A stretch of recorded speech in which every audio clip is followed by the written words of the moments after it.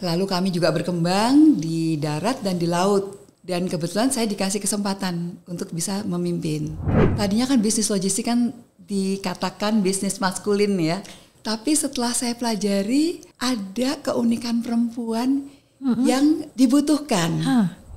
Jadi sebetulnya bisnis logistik ini kan kita kan memindahkan barang. Betul. Dari satu tempat ke tempat Betul, lain. ya. Nah, kita harus menepati apa yang kita janjikan. Kepuasan pelanggan, di mana salah satunya mengenai waktu. Lalu juga bagaimana kita melayaninya, barang-barangnya tidak ada yang rusak. Kita di Indonesia juga mementori, men-trigger perempuan-perempuan bisa loh entrepreneurship di bidang logistik.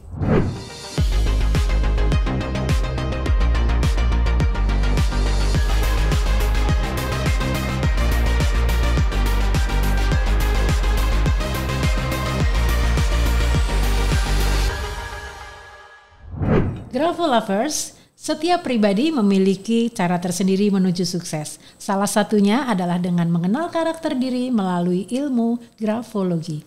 Semuanya terangkum dalam Aksara Bercerita bersama saya, Kusuma Prabandari. Manajemen rantai pasok tidak akan lengkap tanpa adanya rantai pasokan logistik. Kedua aspek saling melengkapi dan memastikan bahwa barang atau produk dipindahkan dan disimpan pada waktu, cara, dan tempat yang tepat. Fokus utamanya adalah pada merespon dengan cepat kebutuhan konsumen. Kali ini tamu saya adalah pakar dalam bidang logistik dan bisnis rantai pasokan. Saya hadirkan Ibu Nur Maria Sarosa. Selamat datang Mbak Mary, terima kasih sudah hadir di studio ini. Terima kasih sudah mengundang untuk hadir di studio ini. Saya senang sekali loh akhirnya ketemu di sini setelah sekian lama mencoba untuk menghubungi. Iya, mohon maaf kalau... Nggak apa-apa, tapi saya senang sekali hari ini kita bisa berbincang dan jangan kemana-mana Gravel Lovers, kita simak terlebih dahulu profil Ibu Nur Maria Sarosa berikut ini. Nur Maria Sarosa atau akrab disapa Mary. Sosok perempuan dengan karir cemerlang yang telah malang melintang di dunia logistik and supply chain business. Berbagai posisi telah ia raih dengan berbagai raihan prestasi. Bukan tanpa alasan, sosok Nur Maria Sarosa adalah seorang pekerja keras yang fokus mengembangkan potensi diri hingga menuju ke puncak. Saat ini Nur Maria menempati posisi sebagai Direktur Eksekutif sebuah perusahaan yang bergerak dalam bidang logistik and supply chain business. Ia juga berkarir di dunia perbankan dengan menjadi komisaris independen pada PT Bank BRI Tbk. Bagaimana kisah sukses Nur Maria hingga meraih puncak kesuksesan? Selengkapnya kita simak Aksara Bercerita bersama Kusuma Prabandari. Ibu Nur Maria Sarosa, saya boleh menyapa dengan Mbak Mary? Boleh. Oke, terima kasih. Mbak Mary, saya sangat tertarik ya membahas bisnis yang Anda geluti, yaitu logistik and supply chain business. Sebetulnya ini mencakup apa saja sih ya bisnis ini? Jadi kalau logistik itu kan bagian dari supply chain. Ya. Oke. Logistik itu jadi ada pengantarannya, ya. Darat, laut, udara. Betul. Lalu ada pergudangannya, gitu loh, hal seperti itu. Sementara supply chain itu memastikan efisiensinya dalam bidang salah satunya logistik itu, gitu loh. Okay. Nah, saya pikir dunia ini menarik sekali untuk bisa digeluti. Ya. Sebetulnya saya masuk di dunia ini juga tidak intentionally gitu. Oh gitu. Kenapa bisa begitu? Jadi awalnya saya waktu sebetulnya sekitar 25 tahun yang lalu. Oh, 25 tahun yang lalu. Sudah lama. Saya diminta untuk membantu di bidang jasa penunjang ke bandar udaraan. Jasa penunjang ke bandar udaraan. Oke. Penunjang ke bandar udaraan itu kan ada passenger handling, ada cargo handling. I see. Di perjalanannya saya lebih ke logistiknya, di cargo handling. Jadi kalau bisa dibilang saya itu lahirnya dari kargo udara. Oh, awalnya gitu. Awalnya situ, di sana, gitu. Ya. Tapi kargo udara itu kan tidak juga bisa lepas ya dari daratnya gitu loh. Betul. Kan nggak mungkin yang namanya barang itu ujung-ujung langsung ke pesawat kan nggak mungkin gitu loh. Pasti ada trackingnya kan, dari gudang dibawa ke bandara untuk diterbangkan. Oke. Kira-kira seperti itu. Oke. Tapi mengapa kemudian akhirnya menggeluti dan senang dan sampai kemudian bertahun-tahun fokus di situ? Apa yang menarik sebetulnya? Ya, jadi saya di perusahaan di grup ini yang tadi saya sampaikan di penunjang jasa kebandarudaraan, di mana ada bisnis logistiknya. Lalu kami juga berkembang di darat dan di laut, seperti itu. Dan kebetulan saya dikasih kesempatan untuk bisa memimpin. Nah di situ saya banyak belajar dan akhirnya saya pikir tadinya kan bisnis logistik kan dikatakan bisnis maskulin ya. Betul, ya kan? betul, ya. Bisnis laki-laki gitu loh. Tapi setelah saya pelajari, rupanya ada keunikan perempuan yang dibutuhkan. The way perempuan berkomunikasi, lalu ketelitiannya gitu loh. Kalau dulu kita lihat perempuannya hanya di bagian administrasi, hanya di bagian adminnya. Kalau misal pergudangan hanya bagian adminnya gitu loh, hal seperti itu. Tapi lama kelamaan, walaupun masih belum banyak juga gitu loh. Tapi sudah semakin banyak nih sekarang perempuan yang juga menggeluti bahkan memiliki perusahaan logistik sendiri. Oh gitu. Jadi saya pikir ini bisnis yang menarik, yang challenging. Yang challenging ya. Betul, yang saya pikir juga saya sudah waktu beberapa tahun yang lalu sudah setengah jalan nih gitu loh. Kenapa tidak dilanjutkan terus gitu kira-kira. Jadi sebetulnya kalau dihitung waktu sudah kurun waktu berapa lama? Kalau di logistik sendiri fokus di logistik ya. Tadi kan saya sampaikan kalau awalnya tuh dari jasa penunjang bandar-udaraan di mana ada kargo udaranya. Betul. Kalau di bisnis logistik sendiri yang pure logistik itu kira-kira sekitar 12 sampai cukup 13 lama. tahun. Sudah banyak hal-hal yang bisa jadi pengalaman dan dipelajari ya. Pada saat sampai kurun waktu sampai saat ini, menurut Ibu Mary sebenarnya apa sih hal krusial ya yang menjadi fokus utama dalam bisnis ini? Nggak banyak yang tahu loh tentang bisnis ini. Jadi juga pengen tahu yang paling krusial itu apa sih sebetulnya? Jadi sebetulnya bisnis logistik ini kan kita kan memindahkan barang. Betul. Dari satu tempat ke tempat lain. Barangnya pelanggan. Gitu ya. Nah, kita harus menepati apa yang kita janjikan. Misalkan kita bilang, oke, dari satu tempat ke tempat lain, kalau domestik dari satu ke tempat lain 3 hari. Itu harus dilakukan dalam waktu kurang dari 3 hari. Kalau saya prinsipnya saya katakan 3 hari, kalau bisa kurang dari 3 hari sudah selesai. Sehingga pelanggan juga jadi puas gitu loh. Nah, fokus saya juga pelanggan itu selain yang kita cari yang baru, kita harus yang retainer, yang datang kembali lagi. Artinya mereka puas di situ. Jadi kepuasan pelanggan, di mana salah satunya mengenai waktu, lalu juga bagaimana kita melayaninya, membawa barang-barangnya tidak ada yang rusak. Pasti itu kan ya. Juga penting. Hal-hal seperti itu ya. Kalau Genco itu lebih mudah lah gitu loh. Genco itu jadi barang-barang yang tidak riskan. Tapi kalau misalkan perishable seperti itu kan juga mudah rusak. Itu harus ditangani dengan baik sekali. Lalu juga kita memindahkan misalkan binatang. Animal. Termasuk juga ya? Pernah dulu saya memindahkan panda. Oh ya? Dari mana ke mana? Dari Cina ke Indonesia waktu yang lalu melalui udara. Jadi hal-hal seperti itu tuh hal krusial yang harus ditangani secara benar. Benar. Betul. Cepat dan tepat ya. Cepat, tepat dan benar ya semuanya. Belum juga dokumentasinya. Dokumentasi juga tidak bisa diabaikan gitu. Dari sisi dokumentasi apa saja nih? Kalau misalkan hewan, dokumentasi apa yang harus dipenuhi? Kalau tumbuhan seperti kopi, teh atau rempah lainnya, apa saja yang harus dilengkapi? Jangan sampai kita sudah bawa sampai ke misalkan dibawa ke satu negara, di sana ditolak. Itu mungkin saja itu terjadi. Mungkin saja kalau misalkan dokumentasinya tidak lengkap gitu loh. Jadi banyak faktor yang harus Jadi faktor hal krusialnya tuh betul, banyak ya? Banyak sekali. Oke, tidak terbayang oleh saya sebelumnya. Iya, jadi kembali lagi semuanya itu harus di manage ya dengan tepat. Ya, oke. Kalau melihat dari sisi bisnisnya, sebenarnya potensi dari bisnis ini seperti apa Ibu Mary lihatnya? Kalau saya lihat Indonesia ini kan negara kepulauan. Pulaunya tuh berapa? Ya nggak usah bilang 17.000 lah ya.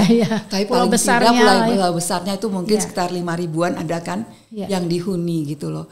Jadi bisnis logistik ini sebetulnya potensinya masih banyak ya. Di Indonesia itu. Apalagi kalau kita juga semakin berkembang, kita bisa ekspor barang-barang dari Indonesia itu kan berkembang sekali. Itu potensi yang masih besar sangat sekali. Menjanjikan ya. Betul. Kalau dilihat dari lokasi geografis Indonesia, letak geografisnya, ini kan Indonesia apakah mungkin juga menjadi hub seperti itu ya?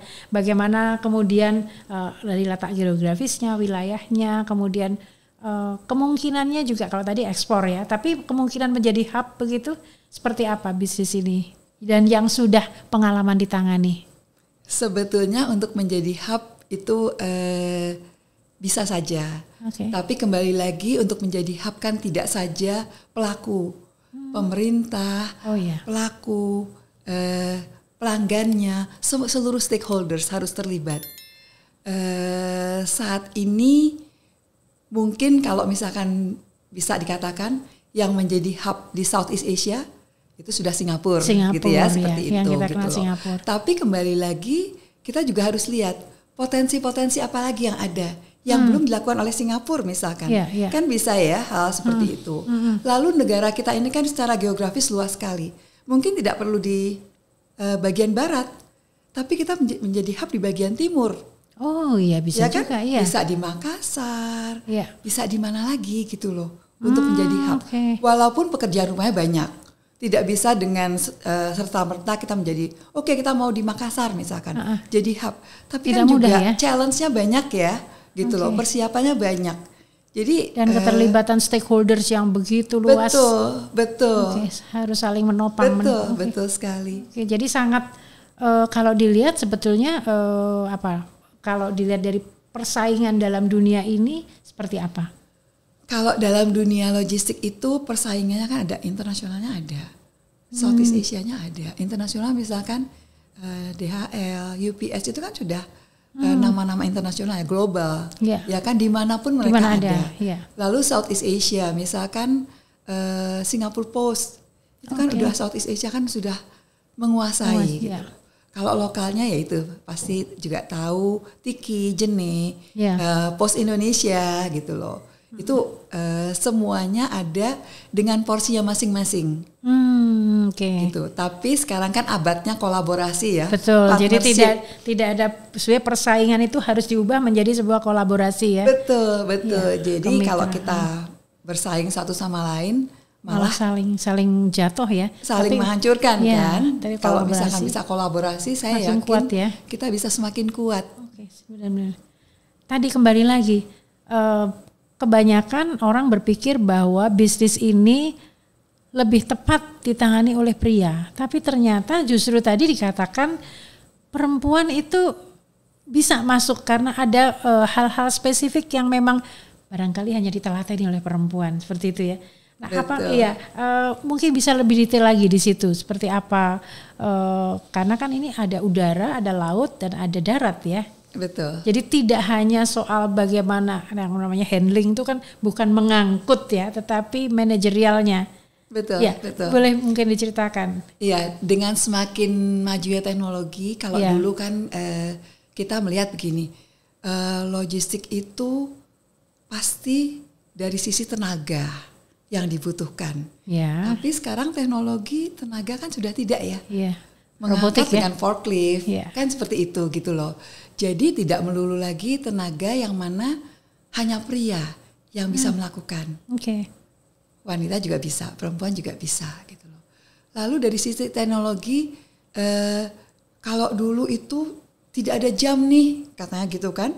Jam kerja tidak ada, bisa sampai jam 2 pagi. Sementara kalau perempuan mungkin ada keterbatasan kan, betul. Gitu loh. Harus mengurus keluarga, harus mengurus anak, seperti itu. Sekarang dengan adanya teknologi kita bisa dari manapun. Betul kan? Ya. Kita bisa mengecek, karena semua bisa cek remote barang, cek pegawai, sudah sampai mana, berkomunikasi dengan pelanggan, itu bisa dilakukan di mana saja. Jadi dari sisi waktu juga tidak ya harus di kantor, harus di gudang yang 24 jam gitu loh. Walaupun memang adalah saat-saat yang kita harus memastikan barang kita sudah sampai mana nih. Kadang-kadang juga mungkin juga harus di random check gitu loh. Dilihat ini barang betul nggak dibawanya dengan sesuai prosedur. Itu kan tidak saja barang ya, tidak saja bisnis logistik. Bisnis apapun kan juga kita sebagai pimpinan harus pastikan dong gitu loh hal seperti itu. Jadi hal seperti itu sudah bisa diselesaikan dengan teknologi sekali lagi. Yang penting harus masih ada dashboard yang bisa kita pantau ya. Betul.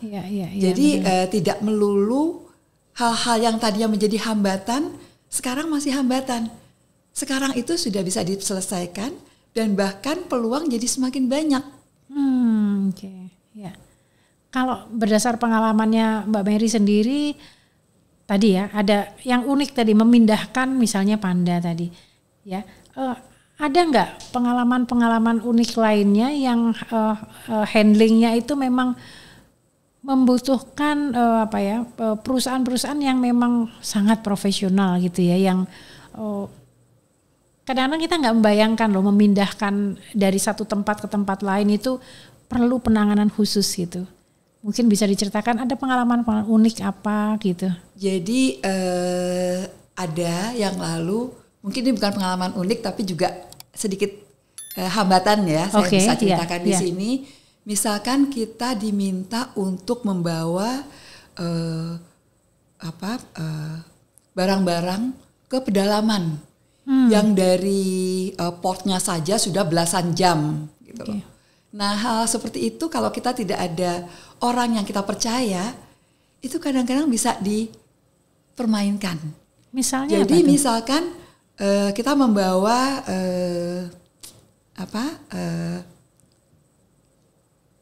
antena-antena gitu ya ke pedalaman, ya kan, dari satu perusahaan tertentu.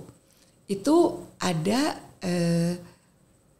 hambatannya di orang nakalnya itu, dia misalkan kan mungkin Mbak Kusuma suka tahu ya, mereka minta gitu loh. Kalau lewat tempat saya harus adalah bayarannya. Kalau kita tidak penuhi, itu barang ditahan dulu.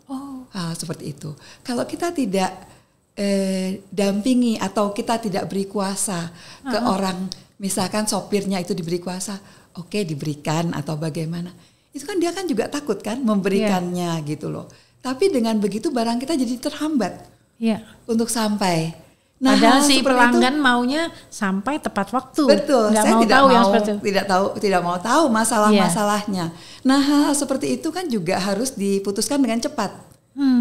Nggak bisa kan kita tunggu sampai besok, sampai lusa, kan tidak bisa seperti itu. Jadi kembali lagi hal seperti itu harus diputuskan dengan cepat, dengan tepat dan tidak melanggar aturan. Ya, itu yang penting. Ya kan? Kan kita tidak bisa melanggar aturan dengan memberikan apa yang diinginkan. Nah, nanti kalau melanggar aturan juga kita siapa yang menanggung itu cost-nya gitu loh. Jadi hal seperti itu juga harus diputuskan dengan cepat dan tepat. Dan itu dinamika di lapangan dan bisa macam-macam ya. Betul sekali. Setiap wilayah barangkali hambatannya berbeda-beda ya. Betul. Pernah juga misalkan kita harus mengirim lobster dari daerah timur, ya kan? Itu kan harus tepat. Mengirim lobsternya harus tepat. Lobsternya dipingsankan dulu. Itu kan ada ya. Dipingsankan dulu berapa lama, harus tepat, harus masuk ke pesawatnya pada saat sampai di kota yang dituju, masuk ke pesawat. Nah, itu kan juga harus ada aircon yang tepat dengan suhu yang tepat gitu loh. Jadi banyak sekali hal-hal yang harus dipertimbangkan. Kalau kita tidak punya pengalaman itu bisa mati semua. Betul, dan mahal sekali. Dan mahal sekali gantinya gitu loh. Dibanding dengan ongkos pengirimannya. Tentunya kita pakai asuransi. Tapi kan juga tidak bisa ya hal-hal seperti itu. Perusahaan asuransi kan juga pilih-pilih. Betul. Semakin banyak resiko, preminya juga makin tinggi. Betul sekali. Kosnya jadi makin gagalnya tinggi. Juga nggak boleh terlalu sering gitu loh. Itu. Nah kalau sekarang tadi dikatakan sudah banyak perempuan yang semakin banyak berkiprah di bisnis ini ya. Sebenarnya kalau di tingkat global apakah juga demikian? Semakin banyak tapi juga tidak terlalu banyak. Itu hanya sekitar 20%-an sekarang perempuan. Saya tidak mengatakan di bidang admin ya. Perempuan yang di bidang logistik gitu loh. Tidak sampai 20% dan itu juga terjadi di seluruh dunia. Oh gitu. Iya.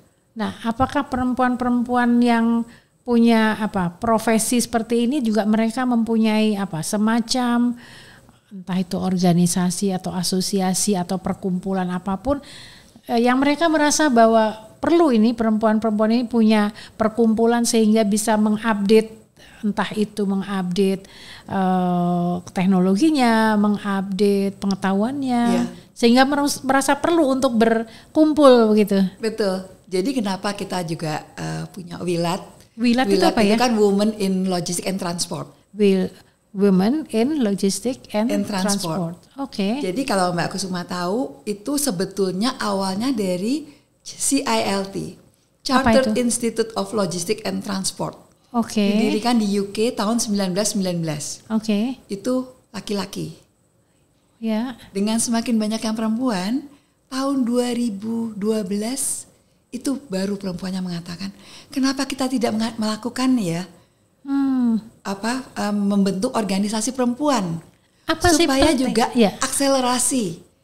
Yang perempuan ini yang tadinya mungkin baru berapa persen, 2%, ke 5%, ke 7%, 10%, dan sekarang masih di bawah 20%, itu terakselerasi. Sehingga perempuannya juga bisa makin cepat majunya gitu. Nah di tahun 2012 diadakan itu, dibentuk CILT. Di mana itu Itu awalnya di Nigeria. Oh malah di Nigeria. Betul. 11 tahun kemudian itu anggotanya dari 40 negara. Wah, udah 3.400 anggota. Oh ya? Begitu cepatnya. Padahal WILAT itu kita harus mengirimkan CV, harus Apakah mereka ini hanya owner atau tidak melulu owner, ada leader. Para leader, ada juga member biasa lah. Ada akademisi, ada juga mahasiswa-mahasiswi, itu semua juga bisa gitu loh. Tapi semuanya ini ada ada kategorinya. Apa sih benefitnya ikut itu? Kalau saya melihatnya ikut dalam WILAT ini dan juga berpartisipasi aktif, saya ingin menunjukkan perempuan Indonesia juga banyak loh yang hebat-hebat untuk menunjukkan ke dunia, gitu loh. Bagaimana perempuan Indonesia ini juga bisa maju dan berkembang.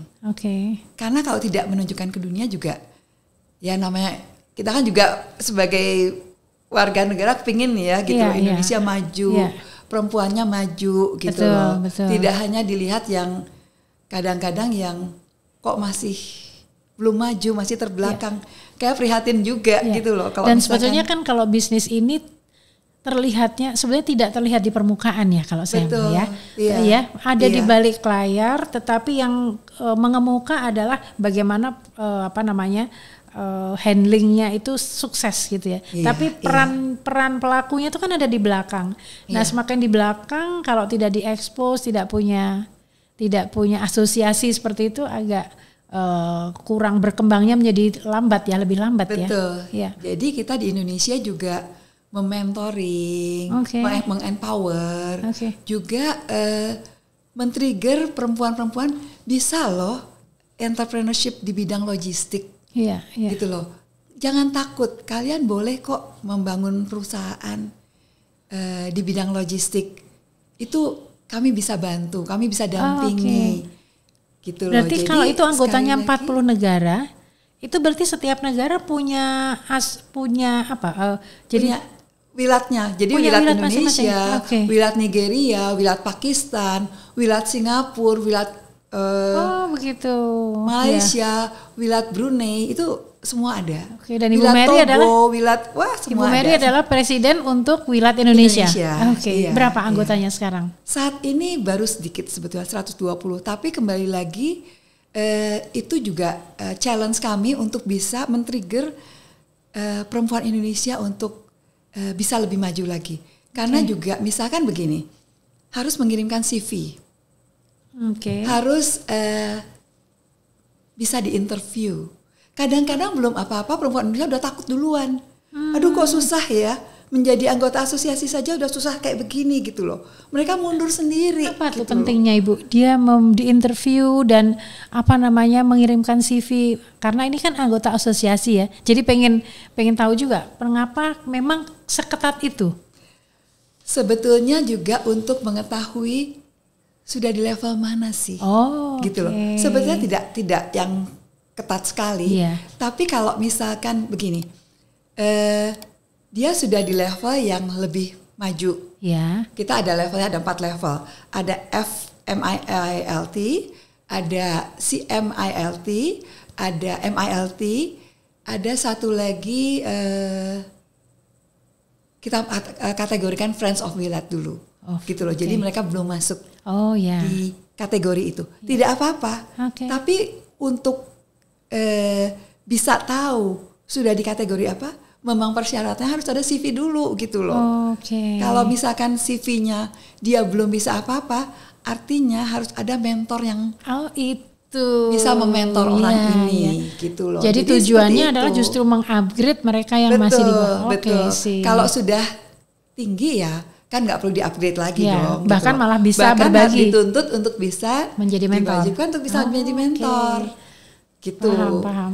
Makanya ini yang challenge saya tuh para perempuannya harus pede. Kadang-kadang CV dalam bahasa Inggris ya, misalkan. Mereka sudah takut duluan. Padahal kita mendampingi mereka loh. Ya udah, CV-nya nggak usah bahasa Inggris, bahasa Indonesia saja. Bu, CV itu seperti apa yang harus kita lakukan? Kita buatin formatnya gitu loh. Lalu nanti kalau misalnya bahasa Inggrisnya kita buatin juga, atau mereka buat dulu. Kan bisa pakai Google Translate misalkan. Jadi hal seperti itu yang kami ingin sekali mereka itu semakin meningkat. Jadi mereka rata-rata yang menjadi anggota Wilat Indonesia ini bisa berprofesi di perusahaan-perusahaan yang mempunyai jasa handling juga, atau mereka harus seperti apa? Pemilik pasti ya. Leader. Walaupun dia bukan pemilik tapi dia leader. Seperti sekarang kan Pelni itu kan perempuan di rootnya. Lalu juga di Airnav itu kan perempuan di rootnya gitu loh. Jadi yang terkait dengan logistik dan supply chain itu pasti kami untuk ajak untuk. Nah ini yang menarik ya, ini tadi ceritanya seputar profesi, pekerjaan dan apa yang digeluti Mbak Mary sampai saat ini ya. Menariknya adalah kalau saya membaca dari short bio-nya Mbak Mary ini, bahkan sekarang mempunyai jabatan sebagai komisaris independen sebuah bank ya besar ya, Bank BRI, PT Bank BRI Tbk, betul ya? Ya. Kenapa bisa switch? Bagaimana ini bisa switch ke dunia perbankan? Menarik sekali loh ini. Jadi sebetulnya ceritanya lumayan panjang. Saya pensiun itu di usia 55. Lalu diperpanjang 1 tahun jadi 56. Dan pada saat itu sudah pensiun. Nah di usia pensiun kebetulan pada saat itu COVID. Saya 2 bulan menikmati pensiun saya. Setelah itu ya seperti biasa, mungkin karena kita juga sama-sama nggak bisa diem di rumah gitu loh. ditanyakan oleh teman-teman, saya sampaikan kalau saya udah pensiun, kirim-kirim CV ke teman-teman. Sini dong CV-nya, siapa tahu bisa bantu nanti. Kirim ke semuanya, kiri kanan saya kirim. Lalu ada masuk di BUMN. Oke. Gitu loh, di Kementerian BUMN saya diminta untuk memperbaiki CV saya sesuai dengan format BUMN. Ya. Pada saat itu saya pikir di mana ya gitu loh. Oh mungkin disesuai dengan saya kan udah 25 tahun gitu loh di bidang logistik, bidang kebandarudaraan, bidang airline bahkan saya kan pernah di Mandala waktu di grup segala gitu. Saya pikir ya di bidang-bidang itulah gitu loh. Saya sampaikan, saya juga kaget kenapa saya bisa dipilih untuk di perbankan. Iya. Setelah saya gabung, rupanya 10 komisaris, di mana 7 komisaris independen, dan 7 komisaris independen ini semuanya dari berbagai latar belakang. Termasuk saya latar belakang private industry-nya itu dibawa gitu loh. Saya satu-satunya dari private untuk masuk di sebagai komisaris independen di sini, dan saya pikir itu yang dibutuhkan untuk memperkaya bagian dari Dewan Komisaris.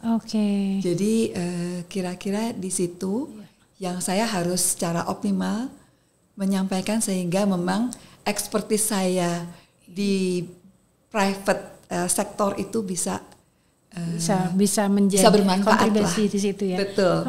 Iya. Nah, kalau sebagai komisaris independen, komisaris itu kan ada komite-komite ya. Iya. Nah, kalau Ibu Mary itu lebih di komite mana? Saya kebetulan koordinator ketua di komite pemantau manajemen risiko. Di komite manajemen risiko, pemantau manajemen risiko. Kembali lagi mungkin karena saya kan di industri yang kebandarudaraan yang saya sampaikan awalnya tuh di industri kebandarudaraan, di mana semuanya itu zero defect. Nggak bisa itu ada kesalahan sedikit pun. Betul. Ada kesalahan sedikit itu kami dipinaltinya oleh airlines itu besar sekali, berpuluh-puluh kali lipat. Artinya di situ manajemen risiko menjadi satu faktor penting. Betul. Betul. Nyambungnya di sana. Jadi selalu ke situ saya terbiasa untuk apa nih risikonya kalau misalkan ini supaya nggak apa? Jadi mitigasi risiko udah biasa. Mitigasi risikonya sudah terbiasa. Di situ nyambungnya. Jadi meskipun di industri perbankan, tetapi kompetensi atau pengalaman sebelumnya memitigasi risiko di bisnis sebelumnya ini menjadi bekal ya. Betul. Sekarang menjadi perbankan, penerbangan, tapi ketua komite pemantau manajemen risiko.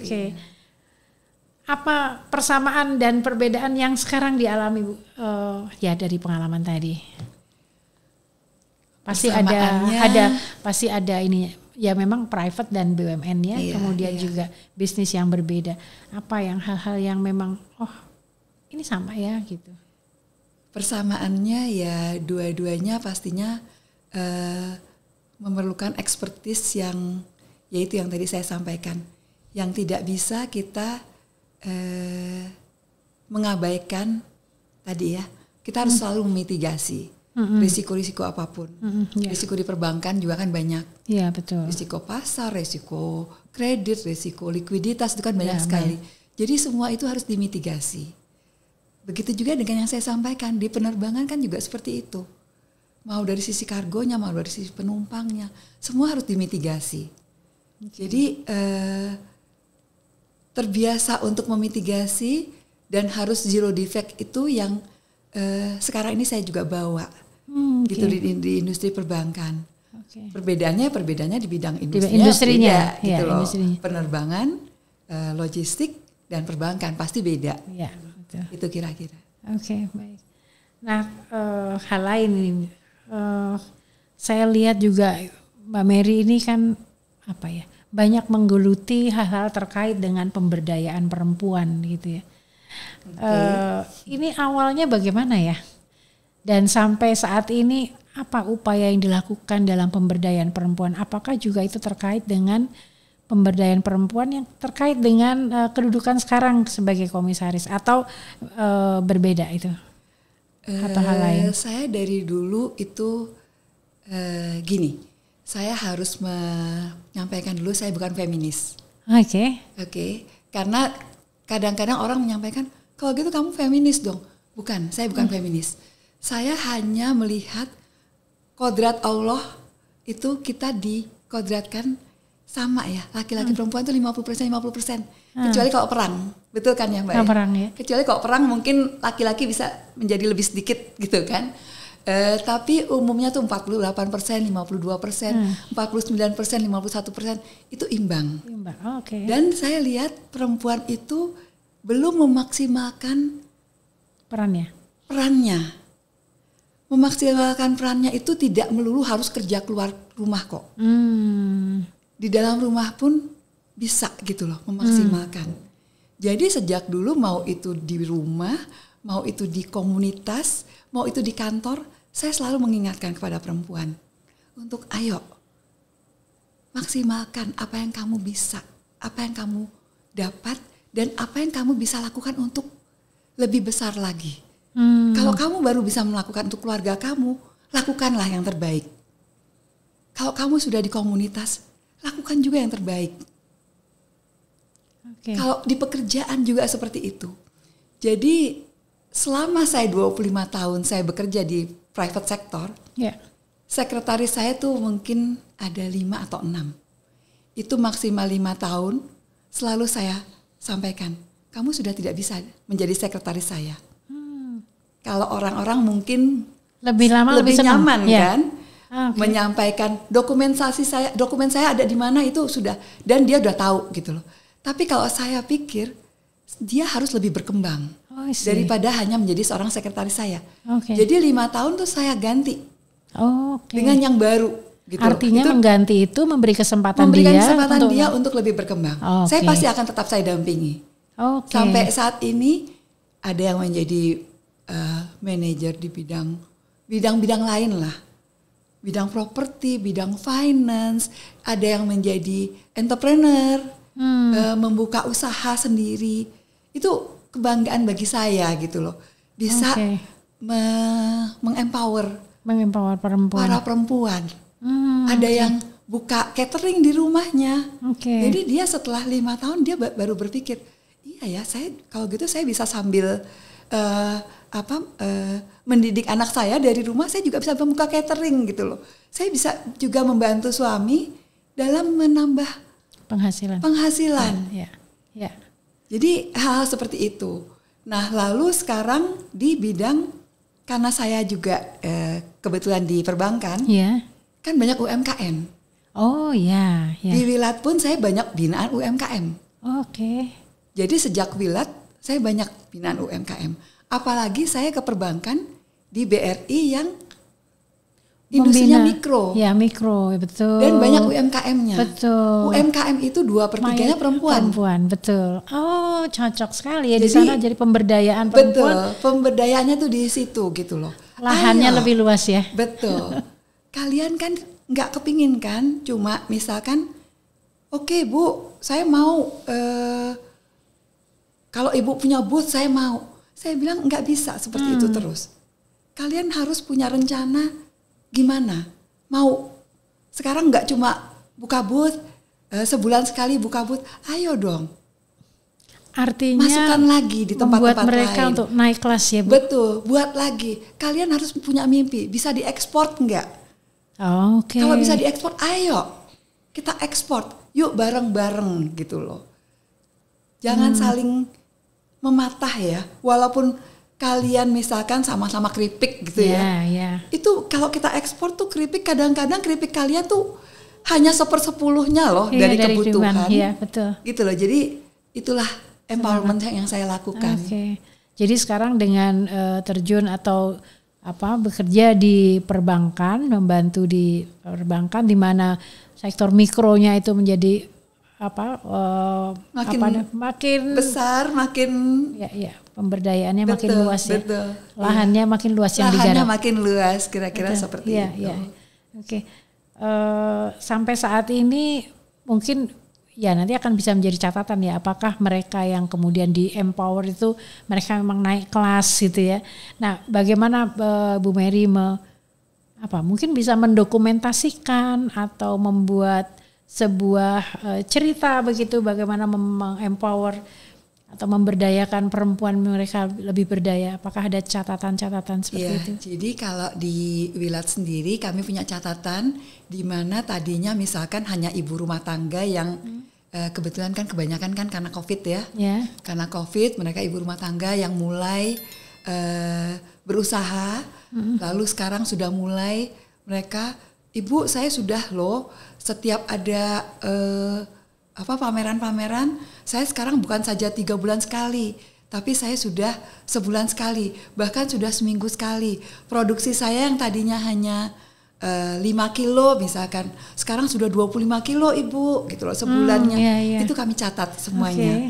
Jadi kembali lagi pasti peningkatan-peningkatan seperti itu kami catat sehingga juga adalah gitu loh peningkatannya. Lalu juga kami memberikan pemberdayaan, pelatihan untuk mereka misalkan bisa halal, sertifikat, IRT, ya kan, hal-hal seperti itu kami bantu gitu loh. Kami hubungkan dengan kementerian-kementerian.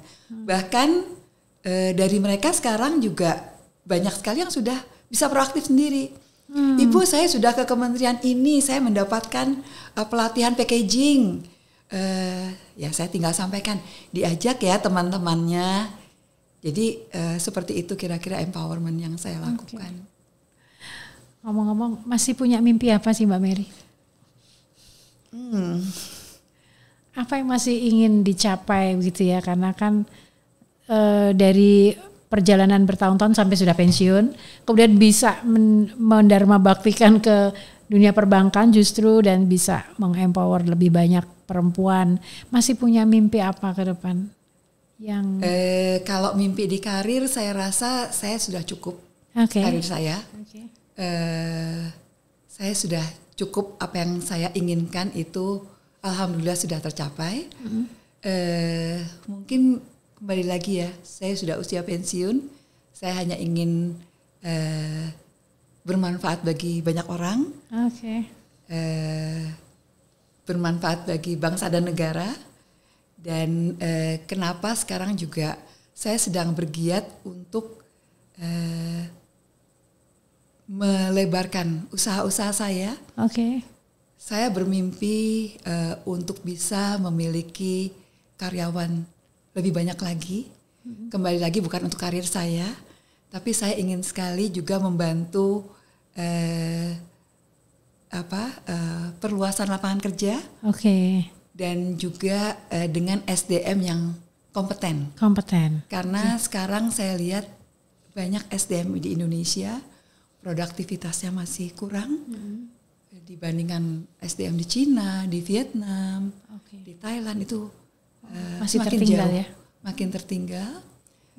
Jadi saya ingin sekali punya partisipasi di situ. Kalau secara umum melihat bagaimana perempuan Indonesia saat ini kemajuannya, apakah tadi ya, kalau ini dibandingkan dengan negara lain ya, Cina tadi misalnya masih kompetensinya masih, mungkin juga skillnya masih lebih masih kalah lah bersaing. Tapi secara umum sebetulnya bagaimana perempuan Indonesia di mata Mbak Mary? Secara umum keinginan untuk majunya sudah semakin baik. Tapi artinya generasi-generasi di bawah ini mereka sudah semakin ini ya. Tapi untuk menjaga konsistensi dari produknya itu yang kadang-kadang masih sulit. Jadi contohnya begini, kita diminta untuk mengirim produk kita untuk ekspor. Ya, saya pernah pengalaman membantu untuk mengirim produk ekspor. Ini di bidang fashion. Sekali, 2 kali, 3 kali bagus, 10 kali bagus, ke 11 kali dikembalikan. Kenapa? Karena mungkin orang Indonesia tuh terbiasa untuk gak enak ya untuk meminta peningkatan harga gitu loh. Biarpun sedikit. Jadi mereka mengurangi kualitasnya. Mengurangi kualitasnya dari bahannya maupun jahitannya. Oh, demi harga tidak harga naik. Yang tetap. Oh, oke. Gitu. Jadi hal-hal seperti itu kan juga mindset ya itu berarti ya. Betul. Yang harus diperbaiki gitu loh. Kalau dari sisi keinginan untuk majunya, keinginan untuk bisa mengirim barang lebih luas lagi itu sudah semakin baik. Oke. Tapi dari sisi mindset untuk menyampaikan, mengkomunikasikan, harusnya kan nggak apa-apa ya. Ini dan itu menyangkut naik. Ini ya apa namanya kepercayaan diri ya sebetulnya ya. Betul. Mereka khawatir sekali di stop pemesanan kepada mereka kalau mereka naikkan harga. Padahal kenaikan harganya itu ya udah tahu kapas saja naik gitu kan ya. Jadi benang pasti naik, bahan pakaian pasti naik gitu loh, katun-katun pasti naik bahannya sebelum mereka jahit. Tapi mereka nggak berani. Jadi dikurangilah kualitas itu demi harga yang betul. Jadi itulah pekerjaan rumah kami untuk terutama untuk UKM ya yang jadi masih kecil-kecil gitu loh. Kalau di yang sudah besar saya tidak begitu paham, tapi untuk yang kecil-kecil mereka sudah ada ketakutan dulu gitu loh sebelum. Jadi pendampingan atau mentoring itu menjadi sangat penting ya. Betul. Oke. Jadi Ibu Mary melihat sebetulnya potensi ada, kemudian semangat juga ada. Hanya mindset tadi ya. Betul. Yang perlu Betul. Jadi perlu dilakukan lebih banyak edukasi barangkali ya. Dan motivasi juga ya.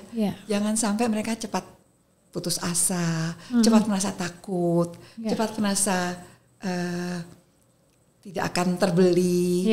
Gitu loh. Kekhawatiran ya. Itu kekhawatiran yang belum tentu kejadian sudah ada di pikiran mereka gitu loh. Itu yang hal-hal yang saya pikir harus dimotivasi terus gitu loh. Oke. Menarik sekali. Tadi kita awalnya bicara soal profesi dan segala macam. Akhirnya pada bagaimana semangat Ibu Mary untuk memberdayakan perempuan Indonesia lainnya, dan itu mudah-mudahan bisa terwujud ya dengan kiprah yang sekarang sudah dilakukan. Terima kasih Mbak Mary untuk diskusi kita, obrolan kita kali ini. Dan karena ini adalah podcast grafologi, jadi saya akan melanjutkan sesi ini pada sesi grafologi. Seperti mungkin saya perlu sampaikan, grafologi adalah ilmu untuk menganalisis karakter manusia melalui tulisan tangan, seperti itu. Nah, saya juga terima kasih Mbak Mary sudah mengizinkan saya membaca tulisan tangan yang sudah diberikan pada saya. Grafolovers, kita berjumpa lagi pada sesi berikutnya, yaitu sesi grafologi.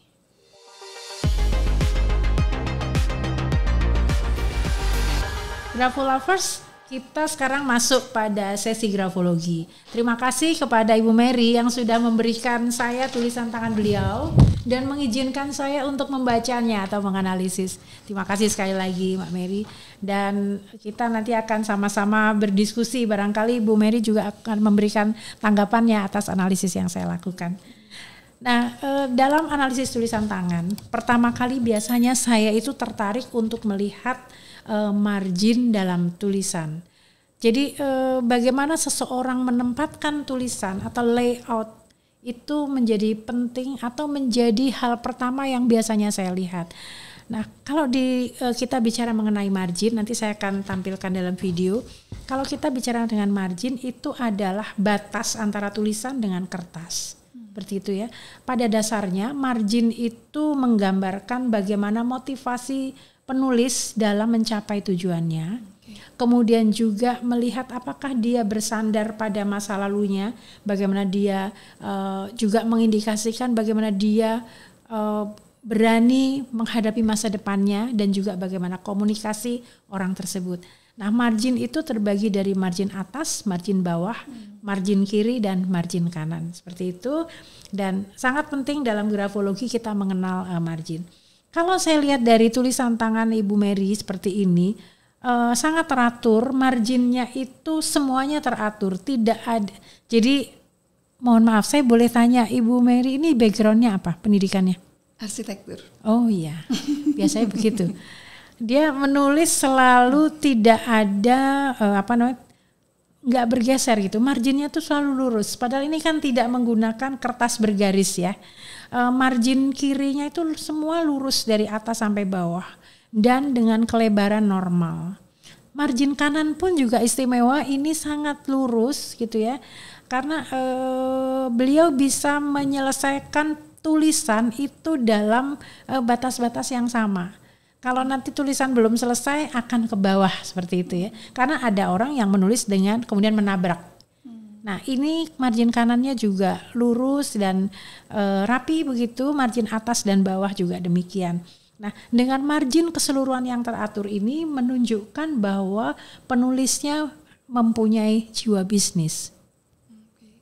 Kayaknya cocok ya. Tadi memang orang punya bisnis yang tadi sudah diceritakan.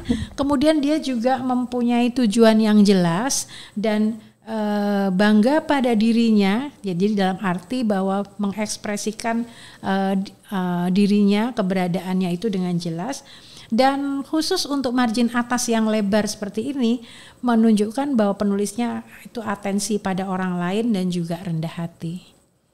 Oke. Jadi saya banyak menemui teman-teman penulis yang berlatar belakang terutama teknik arsitek ya. Itu seperti ini layoutnya. Terbiasa mungkin ya dalam zaman kuliah ya. Semester 1 kita harus latihan menulis. Oh begitu, jadi memang ada itu ya. Berikutnya saya akan bicara mengenai baseline tulisan. Jadi baseline tulisan itu atau garis dasar itu berasosiasi dengan produktivitas. Seperti itu. Jadi ada orang yang menulis dengan lurus, ada yang naik normal, ada yang naik ekstrim, ada yang turun normal, turun sedikit, ada yang turun ekstrim. Nah, ada juga yang menulis itu cekung, turun dulu baru naik, ada yang cembung, naik dulu baru turun. Ini menggambarkan karakter yang berbeda-beda memang. Nah, dalam hal ini baseline tulisan dari Ibu Mary ini sangat lurus pada awalnya. Sangat lurus pada awalnya. Karena saya melihat sedikit ada perbedaan. Pada awalnya sangat lurus. Ini menggambarkan bahwa penulisnya adalah orang yang dapat diandalkan. Kemudian dia juga kerja secara terstruktur, responsif, teratur dan juga punya tujuan yang pasti dan tetap. Tetapi karena saya tidak membaca kontennya ya, saya tidak membaca kontennya. Pada bagian akhir, beliau menulis dengan naik secara normal. Artinya adalah beliau ingin menunjukkan bahwa masih memiliki ambisi dalam hal ini ambisi positif ya. Ambisi positif, punya inisiatif dan mampu bekerja sama serta dia optimistis dalam menyelesaikan tugas. Sangat responsif terhadap ide-ide baru, ini juga ditunjukkan dari cara menulis baseline yang naik seperti ini. Dan juga tidak mudah berkecil hati. Jadi bisa dibayangkan bagaimana dalam satu tulisan, lembar tulisan ini seseorang bisa tergambar ini karakter ini secara umum, barangkali kalau yang saya lihat secara umum adalah karakter yang pertama yang lurus. Tapi kemudian mungkin karena sudah nyaman menulis dan punya perasaan-perasaan yang baseline yang naik ini punya ambisi yang positif yang semakin terlihat, diekspresikan dengan jelas. Nanti saya akan lihat isi tulisannya karena saya tidak membaca isi tulisannya. Kadang-kadang konten juga berkorelasi dengan bagaimana dia menulis. Meskipun sebetulnya yang kita perlukan dalam analisis ini adalah gayanya, bukan kontennya. Seperti itu. Nah kemudian saya juga bicara mengenai slant atau kemiringan. Gaya menulis itu ada orang yang menulis dengan miring ke kanan, miring ke kiri, tegak. Ada juga yang kanan kiri tegak. Jadi memang seperti halnya kita dalam berkomunikasi secara bahasa tubuh. Kadang-kadang kita bertemu dengan orang bisa membungkukkan badan, kadang-kadang kita menarik badan kita seperti itu. Nah, ini juga dalam menulis itu, kalau orang zaman dulu itu orang tua kita barangkali menulisnya masih nyambung dan ke kanan, seperti itu ya. Kalau sudah generasi berikutnya termasuk saya dan yang ke bawah-bawah ini sudah menulisnya lebih tegak, lebih condong ke kanan seperti itu. Nah, ini juga tulisan Ibu Mary ini slant atau kemiringannya itu vertikal ya, karena ini menggambarkan cara seseorang berhubungan dengan lingkungan sosial secara emosional. Jadi slant itu bagaimana dia menghadapi orang lain, itu tuh tergambar dari tulisan ini, slantnya. Nah, dalam tulisan ini vertical slant, tulisan Ibu Mary menggambarkan bahwa beliau mempunyai konsentrasi yang baik. Orang yang punya konsentrasi yang baik, sekali lagi mau menerima saran dari orang lain. Dia juga bisa mengatur emosi, cenderung tidak memihak, objektif, dan merespon dengan logika dibanding dengan perasaan. Jadi kalau terjadi emergensi, biasanya orang-orang dengan tulisan seperti ini, dia menghadapinya dengan kalem. Jadi orang yang kan ada ya kalau kondisi emergensi panik, bingung. Nah, orang-orang dengan tulisan vertical slant ini lebih kalem kalau menghadapi emergensi. Saya nggak tahu dalam bisnis dibutuhkan orang-orang yang seperti itu ya, menghadapinya harus kalem gitu ya. Oke. Nah, saya kemudian beralih ke bagaimana seseorang menulis itu, seperti tadi saya sampaikan, kalau zaman dulu menulis itu huruf sambung. Ya, harus sambung. Sekarang kan banyak yang hurufnya itu sendiri-sendiri. Saya melihat Ibu Mary ini tulisannya juga lebih, selain vertical slant juga sendiri-sendiri, disconnecting. Nah, penulis yang mempunyai gaya menulis yang tidak nyambung seperti ini, sekali lagi dia adalah orang yang dia handal dalam banyak hal. Dengan disconnecting itu dia handal dalam banyak hal.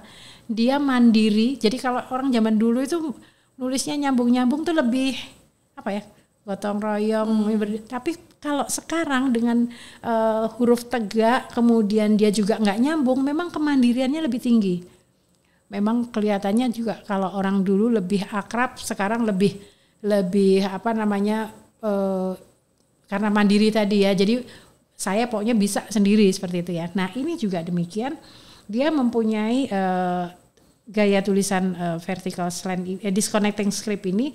Dia good observer juga. Good observer juga bisa dilihat dari tambahannya ini. Semua titik dalam tulisan Ibu Mary ini ke kanan, garis ke kanan. Jadi bukan titik, tapi lebih cenderung seperti garis ke kanan. Ini juga good observer. Jadi good observernya terlihat dari titik yang ke kanan dan juga disconnecting script. Beliau juga handal dalam banyak bidang, hati-hati dan mandiri. Tapi istimewanya, semua disconnecting scriptnya ini kerapatannya itu semua sama. Ada orang yang disconnecting tapi kadang-kadang ada yang longgar, ada yang rapat, longgar. Kalau ini tidak, karena saya karena sudah terbiasa. Sebenarnya saya mengukur masing-masing jarak antar huruf ini. Nah, ini jaraknya semua sama, Ibu. Dengan jarak yang sama ini, dia memiliki karakter, mempunyai intuisi yang tajam. Seperti itu. Nah, saya tadi baru belum lama ini bertemu dengan seseorang yang menulis. Dia juga seorang leader, tapi tulisannya kecil-kecil. Tetapi sekarang saya menemui Bu Mary, perempuan seorang leader, tulisan size-nya, ukuran tulisannya besar. Ya, ukuran tulisan besar itu huruf besarnya kurang lebih 1 cm, sekitar sampai 8 sampai 1 cm. Kemudian huruf kecilnya ini sekitar 4 mm. Nah, orang dengan menulis dengan ukuran tulisan atau ukuran huruf yang besar ini, orang yang percaya diri. Dia punya confidence level yang tinggi, kemudian kepribadiannya kuat dan punya jiwa petualang. kemudian juga optimistis, ekspresif dan juga aktif. Jadi tulisan penulis yang membuat tulisan dengan huruf yang ukurannya besar ini cukup signifikan berbeda dengan yang tulisannya kecil. Ini ekspresifnya sangat terlihat, apalagi ditambah dia membuat layoutnya itu persis di tengah. Kalau dilihat dari ini kertas begini, ini benar-benar tulisannya di tengah. Seperti tadi saya katakan pertama kali kita bicara mengenai margin.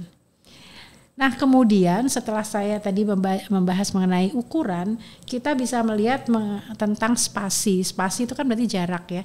Jarak baik antar kata, jadi antara satu kata dengan kata berikutnya, juga antar baris atas dengan baris bawahnya. Nah spasi yang Ibu Mary tulis ini, spasinya itu teratur, sangat teratur. Jaraknya itu selalu sama. Ini mungkin memang pengaruh kuliah di arsitektur karena diajar harus menulis ya semester 1 ya. Jadi dan itu terbawa ya sampai sekarang ya, terbawa. Spasi yang teratur seperti ini mengindikasikan bahwa beliau mampu bersosialisasi. Kemudian emosinya stabil, kemudian juga bisa atau mampu mengelola tugas-tugas yang sifatnya rutin, yang ada SOP-nya. Ada manualnya, ada SOP-nya. Kemudian juga mempunyai pemikiran yang teratur. Nah, spasi yang Ibu Mary ini adalah selain teratur, dia juga besar. Jadi jaraknya itu cukup besar Ibu antara satu baris atas dengan baris bawahnya.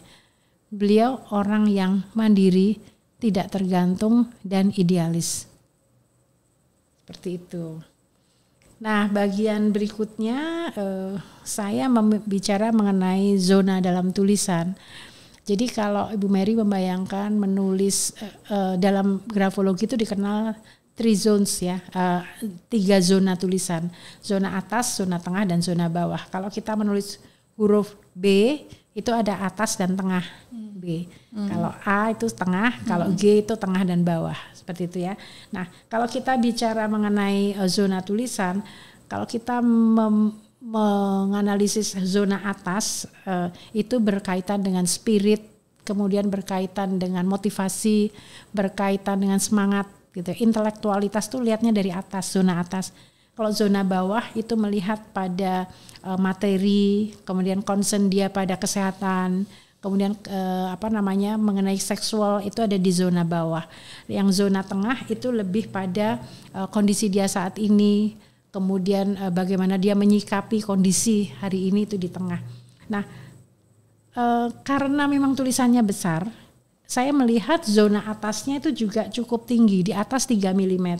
Ini menggambarkan penulisnya adalah orang yang antusias, idealis, imajinatif, dan pintar. Ini ada di zona atasnya terlihat. Jadi saya mengukur zona atasnya. Kemudian zona tengahnya ini besar, yaitu lebih dari 4 mm.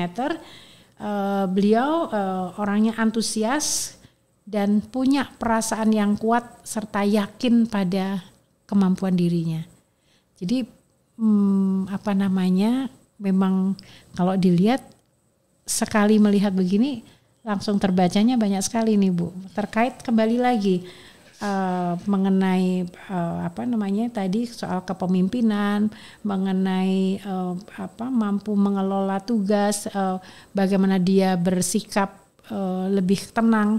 Ini tadi sepintas saya melihat itu sudah kebaca gitu, semua itu terbaca. Tapi secara detail tadi sudah saya sampaikan. Yang bagian terakhir adalah ternyata belum terakhir. Huruf A dan O, ini kita bicara A dan O itu vokal ya berarti ya, A dan O. Semua huruf A dan O-nya itu tertutup Ibu. Ya, menggambarkan bahwa beliau orang yang lebih senang mendengar daripada berbicara. Jadi lebih senang menyimpan perasaannya dan tidak lebih senang berkomunikasinya itu tidak verbal, bukan verbal. Jadi lebih senang mendengar, kemudian tidak senang berbicara banyak dan komunikasinya itu lebih tidak verbal, seperti itu. Dan yang istimewa adalah semua meskipun tertutup tapi O dan A-nya itu clear gitu. Artinya nggak ada yang kemudian agak miring atau jadi dia bulatnya penuh dan tidak miring. Jadi seperti huruf A dan O-nya benar-benar saya lihat semuanya itu clear. Ini menggambarkan orang yang senang berkata jujur dan dia mau mengambil risiko apapun hanya untuk mempertahankan bahwa saya yang penting saya benar gitu. Saya mengatakan apa adanya gitu. Ini frankness ya. Jadi dia digambarkan dari bagaimana dia menuliskan A dan O-nya itu tidak ada yang tidak bulat begitu. Seperti itu. Yang terakhir adalah huruf M dan huruf N-nya semua itu flat. Jadi tidak ada yang belakangnya lebih tinggi, tidak ada yang lebih rendah, kemudian tidak ada sudut, semuanya flat gitu ya.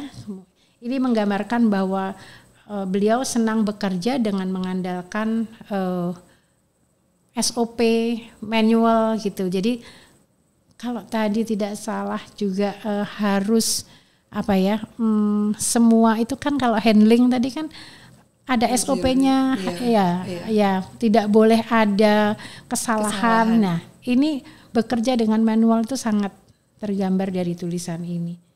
Beliau juga learning by doing dan tangkas serta cekatan. Ini dari huruf M dan N yang ditulisnya. Saya hanya bisa membaca ini meskipun dari grafologi masih banyak hal yang bisa dibaca, tetapi mudah-mudahan apa yang saya sampaikan ini cukup memberikan gambaran tentang Ibu Mary. Kalau Ibu Mary akan berkomentar silahkan. Saya boleh tepuk tangan dulu nggak? Kenapa itu? Kok bisa gitu loh? Kalau menurut saya tuh hampir 100% tepat. Oh gitu ya? Apa yang disampaikan. Saya makanya dari tadi apa yang dilihat? Apa yang dilihat gitu ya? Iya, saya tuh orangnya extrovert. Extrovert. Tapi memang betul saya tidak pandai untuk verbal. Oke. Saya tidak tahu apakah saya tidak pandai atau saya tidak mau untuk saya menyampaikan secara verbal. Oke. Kemarin baru saja sebulan 2 bulan yang lalu, kayaknya di November gitu. Iya. Saya memimpin rapat. Iya. Saya ingin keteraturan. Rapat itu harus presentasi dulu, setelah itu baru silahkan siapa yang mau bertanya. Saya tidak bisa. Sementara beberapa teman saya itu langsung tanya-tanya. Kalau menurut saya itu tidak benar gitu loh. Okay. Harusnya selesai dulu baru kita tanya. Tapi ada juga pihak lain yang mengatakan enggak. Kita harus ini supaya kreativitas kita tuh ter-challenge terus katanya gitu. Saya nggak bisa. Okay. Jadi saya tetap aja diam aja. Sampai dikasih kesempatan untuk bertanya, saya baru bertanya. Nggak bisa saya mengikuti mereka gitu loh. Makanya tadi saya pikir sebetulnya gambarannya adalah komunikatif iya, tetapi tidak talkative. Tidak talkative. Ya. Komunikatif kan iya kan tadi saya, tapi tidak talkative. Dan sebetulnya dalam grafologi ini ketika kita membaca atau menganalisis tidak ada yang tidak berbicara mengenai benar atau salah. Tapi kok bisa di saya kok bisa? Ya artinya gini, karakter ini benar, karakter ini salah itu tidak.